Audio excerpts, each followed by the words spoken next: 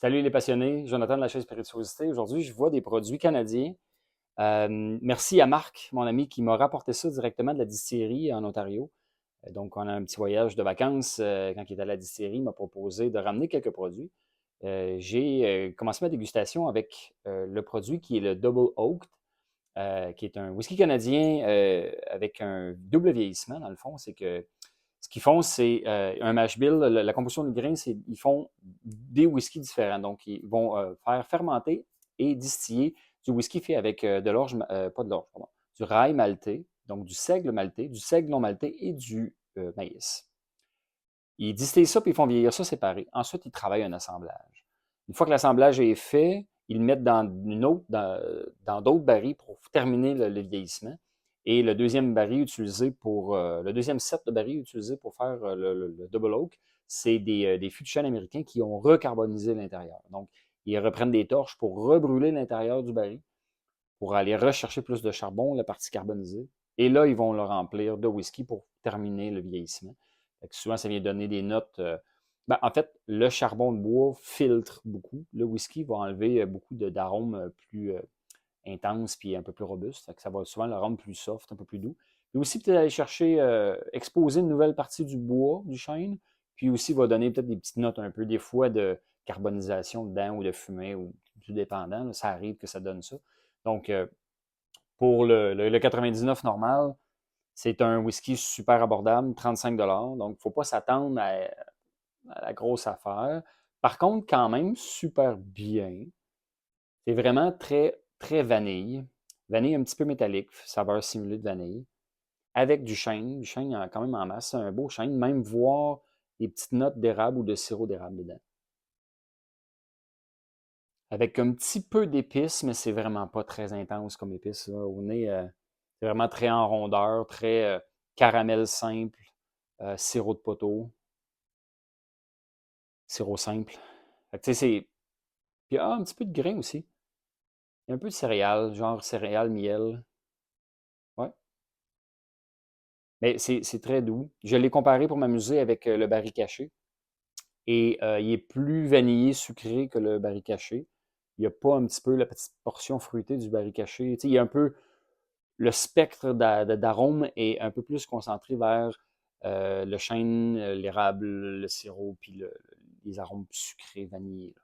Tandis que le baril caché avait un peu plus de complexité, mais moins dans le sucre, si on veut. Mais là, on the spot, en fait, je vais y goûter, premièrement, puis après ça, on the spot, je vais déboucher l'autre produit que j'ai là avec vous, que j'ai pas goûté encore, pour comparer. Hmm.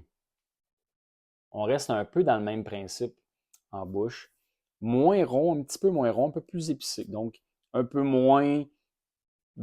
Ça commence avec du chêne, un peu d'épices, de la vanille, mais la vanille est plus basse, un peu dans l'ordre, tu sais, elle se présente moins en premier plan. Puis, il y a une petite amertume de bois aussi. Super velouté, très, très rond, très enveloppant, euh, zéro agressif. Ça se boit très, très facilement. Euh, puis je parle, puis j'ai comme une petite note de coco qui revient. Un petit peu de noix de coco. Chocolat aussi. Mm. Ça me touche très bien. Euh, c'est pas un méga whisky. Je vous le dis tout de suite, c'est pas quelque chose de zéro intensité. C'est pas tant complexe non plus. Tu sais, je vous ai décrit les notes. C'est un whisky fin. Ça veut dire que c'est un whisky qui ne va pas vous attaquer et vous bombarder de saveurs. C'est un whisky qu'il faut vous concentrer pour aller découvrir les différentes arômes et saveurs. Euh, c'est pas méchant. J'aille pas ça, les whisky fins. Quand on veut un whisky qui n'est pas agressif puis que c'est nous qui travaillons pour aller le chercher, c'est quand même intéressant. C'est quand même difficile de faire un whisky qui est plus doux. C'est facile de faire un whisky robuste, puis de le laisser vieillir pour que les arômes difficiles d'approche deviennent accessibles puis qui ajoutent à la complexité. Le faire vraiment, vraiment doux, c'est un autre style de whisky. Je trouve ça louable. Je trouve ça pas méchant. C'est un, souvent, les gens qui sont pas trop habitués de boire des spiritueux purs, c'est tout à fait approprié pour eux de prendre des whiskies plutôt fins. Comme ça, c'est moins agressant puis moins intense à découvrir, mettons. Fait que je débouche on the spot avec vous le l'autre produit qui est encore de Wayne Gretzky, mais c'est un whisky qui paraît semblable. En fait, quand je regarde les détails de celui-là, c'est le même procédé au niveau de l'assemblage des whiskies, encore avec du seigle maltais, du seigle non maltais et du maïs, mais cette fois-là avec une finition. Une finition en vin de glace. Et puis, fait que, tu sais, en faisant une mini recherche sur le produit, j'ai pas élaboré longtemps mes recherches, mais les gars de Whisky Québec l'ont goûté, puis ils l'ont trouvé quand même bon. Donc, à suivre, j'ai quand même hâte. Au niveau de la couleur, il semble un petit peu plus intense, pas énormément, mais un peu plus intense, une couleur un peu différente. Le vin de glace utilisé, les barils de vin de glace qu'ils ont pris pour faire la finition, c'est des barils de glace du vignoble de Wayne Gretzky. Donc, en thématique produits locaux, tout ça, parfait. Donc, j'ai hâte de découvrir ça.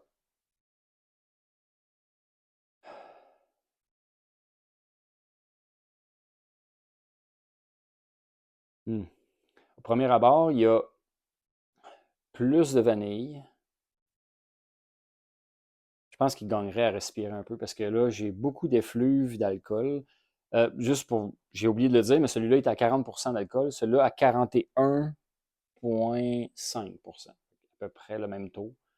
Quand même bas. C'est même un petit peu dommage, généralement. Nous, les amateurs, on aime ça quand ça commence à 46 en montant. Mais c'est quand même un whisky à 35 $. Celui-là, ici, il est plus dans les 60, 65, je pense. Donc, ou 60, en tout cas, dans ces eaux-là.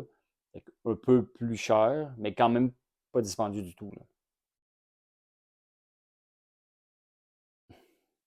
J'ai l'impression qu'il faut qu'il respire parce que ce que j'ai comme note, c'est pas super agréable.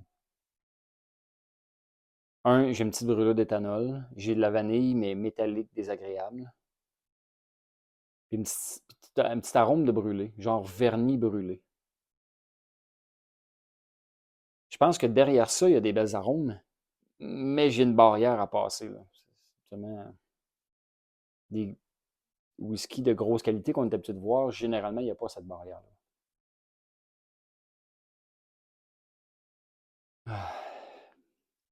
Voilà, parce que j'avais lu des belles notes sur ce whisky-là, fait que j'étais comme prêt à être émerveillé un peu plus. Et je m'attendais à rien du whisky de double oak. Je m'attendais à mieux pour le ice wine. J'adore le vin de glace personnellement, donc j'aurais aimé être fiberglassé par les arômes. Euh, j'ai que je ne veux pas vous faire attendre et le faire respirer. Ce que je vais faire, c'est que je vais goûter tout de suite. Parce que les arômes que j'ai, ils commencent à s'adoucir un peu. Mais ce que j'ai, c'est une vanille métallique, un vernis brûlé. J'ai une petite chaleur au nez qui m'empêche de plonger. Si je m'éloigne, après ça, j'ai un peu plus là, d'un petit fruit givré, pas givré, pardon, mais vanillé. Là, c'est sûr que j'ai le vin de glace dans la tête avec mon cerveau me suggère des choses de façon subjective là, à cause du nom. Mais j'ai quand même là, je commence à avoir un petit fruit très vanillé, très sucré. Si j'enlève le raisin, voir si je suis capable de voir quel autre fruit. J'ai quasiment une pomme. Petite pomme avec du sucre glace dessus. Très sucré. Pomme caramel, ouais. Mais il faut que je reste loin. En éloignant mon nez, j'élimine ou j'esquive un peu les arômes plus vanille puis un peu plus agressantes de l'éthanol. Ça aide. Et là, j'ai plus une belle vanille sucrée avec la pomme. Ah, là, ça commence à être agréable. Bon, excusez, ça a pris quelques minutes, mais je pense que ça valait la peine. En respirant, euh, il s'améliore. Je dirais ça. Je dirais quand même simple. Une belle pomme vanillée, sucre glace dessus ou pomme caramel. Mais la vanille est très présente. Et somme toute, si on se donne le temps, le nez s'améliore bien. Je vais y goûter puis je vais revenir en faire un deuxième nez voir. On plonge.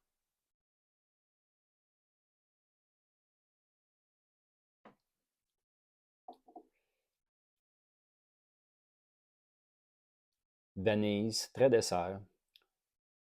Je me demande si c'est pas plus dessert que lui en bouche.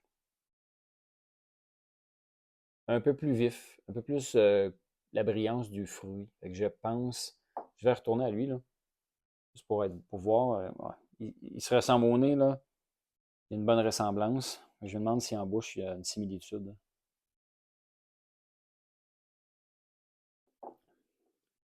Ouais. Ah, j'ai beaucoup d'amertume de bois dans lui. Vanille. Maintenant, le vin de glace. Je prends pas le temps de rincer ma bouche entre les deux parce que c'est de la même famille de produits. Donc, en théorie, je devrais avoir le même spectre avec des points différents plus précises de différentes notes. Là. Fait que c'est pour ça que je ne m'aborde pas trop tôt de me rincer la bouche.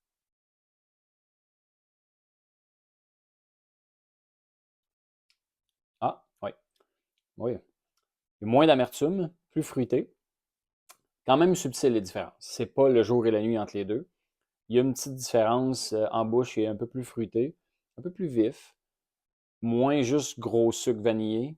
Il y a, en bouche, il est un peu plus très similaire, là, on s'entend, mais il y a des belles petites pointes de fruits qui s'améliorent. Fait que, tu sais, pomme verte, j'ai comme vraiment un beau petit fruit vert, pomme verte en fait, là, qui est bien. Donc, pomme verte qui est une pomme très acidulée, qui goûte la pomme intensivement acidulée. Fait que là, c'est pas intensivement acidulé, mais ça fait penser à de la pomme verte.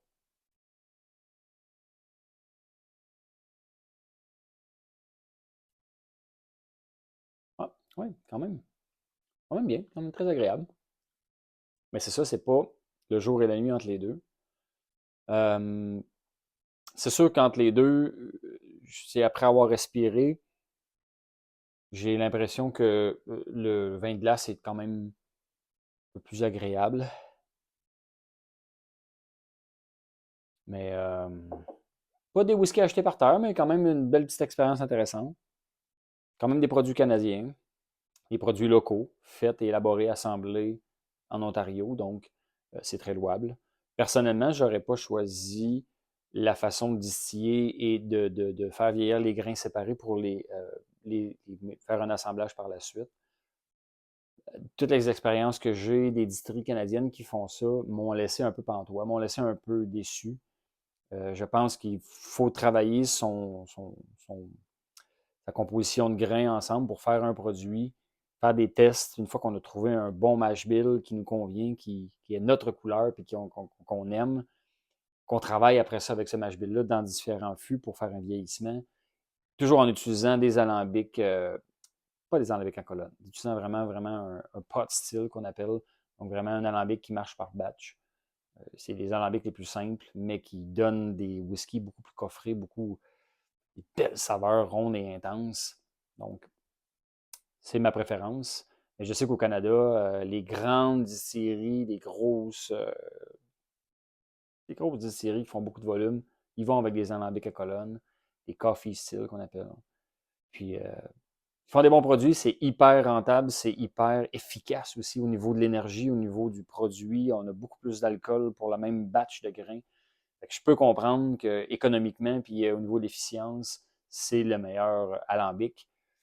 Au niveau saveur, c'est pas mon avis. Je pense que ça vaut la peine d'avoir un peu plus de pertes pour aller chercher plus de corps, plus de robustesse, plus de subtilité. Donc, des whiskies très, très vanillés, très axés sur la rondeur, sur le sucre, sur les arômes sucrés. Agréables, très bien. Ils sont vraiment pas très dispendieux non plus, donc c'est pas une cassure. Je pense que n'avoir eu à choisir un, j'aurais pris le Ice Wine parce que la petite touche fruitée vient donner un peu plus de complexité. Là.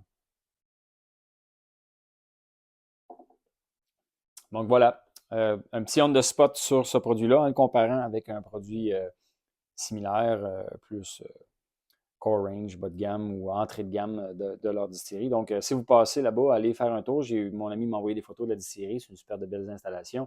Ils ont un vignoble aussi. Donc, ça vaut vraiment le détour. Puis ça a l'air que le coin est magnifique dans ce coin là-bas. Donc, ça vaut la peine d'aller visiter. Euh, des produits pas chers, donc ça ne vaut pas la peine de s'en passer et de les essayer. Santé!